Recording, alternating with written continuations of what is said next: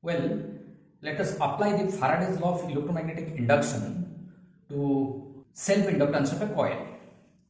As we know, the self-inductance is nothing but a property of a coil that opposes any change in current flowing through the coil by inducing a back EMF in itself, as in the picture. This phenomenon is very much clear if you see the intensity variation of a glowing ball during switching on and switching off. See the picture in the here we have when the circuit is open, there is no intensity variation. That means the ball is not glowing. When we switch on, before the ball starts glowing, the current grows in the circuit. That is, the battery current grows, and at that time the coil has developed a current in opposition to that of the battery current. So therefore, that you can observe clearly the intensity that when you switch on, the ball glows, attains a less intense value before its intensity takes slightly more for saturations. And when saturation comes, the intensity is more slightly. It is because that confirms the opposition's end series, the opposition due to the coil. And during switching off, what happens? The battery current, before it comes to rest, the current due to the opposition current is along the direction of the battery current, so that it adds off. That means when you switch off, you can check that the ball glows with a more intense than as it is glowing before it comes to zero. And you can see that the diagrammatical representation between current with time, that before the current takes a maximum value during switching on process, the time taken is OC, for which the current takes a maximum value I0, or OD is the value of the current. And similarly, during switching off time, the time taken, which is CB, that is the current comes back to zero positions. This is how actually the self-inductance of the coil can be understood. Why such things happens? If you see that we know that when there is a current flowing in a conductor, there is magnetic flux associated with it, and more the current, more the flux. So therefore we can write that the magnetic flux is directly proportional to the current flowing in the conductor, and which can be written as phi is equal to Li. If phi is proportional to I, then phi can be written as equal to Li, where L, capital L, is the coefficient of self-inductance. And again from Faraday we know that EMF is equal to minus d phi by dt, and if you substitute in place of phi, which is equal to capital Li, L being constant for the coil, you can take it outside, so that will be EMF will be equal to minus capital L di by dt, where capital L is the coefficient of self-inductance, and the dimension of the self-inductance can be m to the power 1, L to the power 2, t to the power minus 2, and a to the power minus 2. And we have two units for the self-inductance. For SI units, you can define the self-induction to be equal to 1 Henry when current changing at a rate of 1 ampere per second, causing an EMF of 1 volt.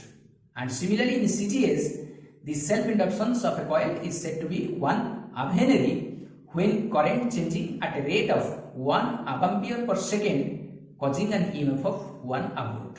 Those are the two units we can frequently use. And still some smaller units we can pick up with the millihenry, which is equal to 10 to the power minus 3 Henry, and microhenry, which is equal to 10 to the power minus 6 Henry.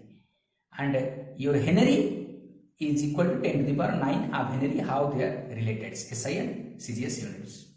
Now energy associated with the coil, you can check that the energy equal to half Li squares, as we know from the definition of power, which is equal to Vi, that is equal to rate of going work. If you take, then you can integrate the VW and find out that the energy associated is equal to half L I0 square, where I0 is the peak value of the current as we have shown in the diagrams. And the concept we can apply to find the self-induction of a coil, solenoid, toroid, and so many things. So let us see how to find out the self-induction of a coil. As we know that for a coil, the magnetic field at the center of a coil is equal to mu0 capital N I by 2R. For a single turn the magnetic flux, how it is linked, that is capital B into A, and when the coil have n number of turns, we can take it capital N times BA, and as we have already calculated the magnetic field and the center of a coil is equal to mu 0 Ni by 2R, substituting here for phi equal to n number of turns, which equal to capital N, capital B into capital A, then we can check that the phi n turns equal to mu 0 times capital N square capital I by 2R times pi r square, where A is the area which is equal to pi r squares. And if you compare the expressions, the magnetic flux expression for n number of turns, which is equal to the concept of self-inductance, that is phi equal to Li, then L is nothing but equal to mu 0 pi capital N square R by 2, which is the self-induction of a plain coil, circular coils. In the same way, you can find out the self-induction for a long solenoid also, where we know already the magnetic field for a solenoid equal to mu 0 capital Ni by L, and for n number of turns, we just multiply n with area capital N. So therefore, the flux linked with a solenoid is nothing but mu 0 capital N square capital A by L times I, and if you compare the expression with phi equal to Li, so you will get that the self-inductance of a solenoid is nothing but equal to mu 0 times capital N square A by L, and the solenoid here we assume is interior of the solenoid is vacuum. If the interior of the solenoid is other than vacuum, then we can replace that mu 0 with a mu times capital N square capital A by L, where mu is the magnetic permeability of the material which is filled inside the solenoids. Now, when these coils we can have combined in a different groupings also, that we can group them in series, in parallel, and in various other ways also, geometrically, they yield effective result, and we can calculate the net contribution of the inductance. So here, let us see for series and parallel, when we join three letters, 3 E1, E2, E3, which are the two EMF expressions owing to that of your L1, L2, L3 of the three inductors. And then in that case, when we join them in series, the net EMF is equal to E1 plus E2 plus E3, and in place of E is equal to LDI by dt, we replace, and then we can check that the series combinations, the net inductance is equal to sum of the individual inductors, if it is a simple combinations. And we can check it later that the L can also be written as in series combination, which is equal to L1 plus L2 plus or minus twice M, capital M, where M is the mutual inductance between the two coils. And M, that concept of mutual inductance, we will discuss in subsequent class, and then the formula will be more clear.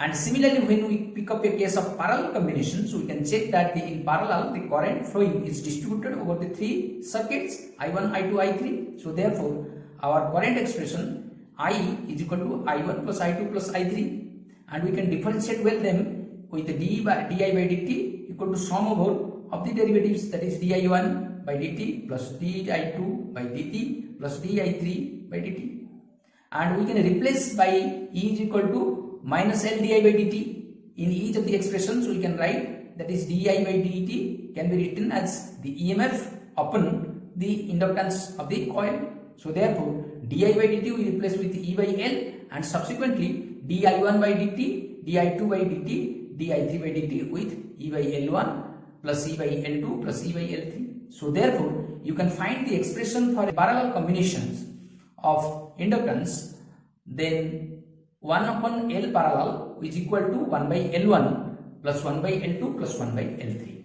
And in general, when we pick up the case of mutual inductance into considerations, the net self-inductance due to a parallel combinations of two circuits will be equal to L1 into L2 minus capital M square whole divided by L1 plus L2 plus twice capital M. And here our capital M is the mutual inductance between the two coils in link. Some of the important properties in a brief way, that is the EMF, which we have seen as the back EMF. We say here the back EMF because it opposes the current in the circuit. So the EMF E equal to minus L di by dt. If you see to this one, the di by dt terms, if you set equal to 1 unity, the EMF is numerically equal to the self-inductance of the coil. So therefore, the self-inductance is numerically equal to the back EMF induced in the coil when the rate of flow of current in the coil is unit. And this induced EMF called back EMF obeys the Lenz's law. That is, because it opposes the flow of the battery current as shown in the diagram. That means during switching on, when you switch on, the back EMF is opposite to the battery current as shown in the diagrams. Similarly, when you switch off, the back EMF is along the battery current, that it arcs off. And during switching on and off, this back EMF is considerably high. It is because the d phi by dt tends to infinity when the dt becomes 0. Because when you switch on and switch off process, it seems to be very instantaneous process. So dt being very small, so d phi by dt tends to infinity. So therefore, the back EMF during this switching off and switching on is infinite, considerably very high, and that is why your sparking takes place. And to avoid such fires due to this sparking, for safety, we connect high resistance in parallel for the motors. Whenever we have a motor circuit, we switch on and switch off time of a motor, we connect a high resistance in parallel. Now this back EMF due to the self-inductance opposes the battery current, and hence it plays a analogous inertia role of what mass plays in motions. And if you see in a doubly wounded wire as shown in the figure, the field due to one is neutralized by the other, and hence energy loss is also minimized.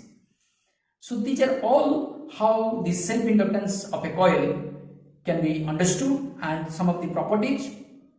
We can see more about this in our subsequent class.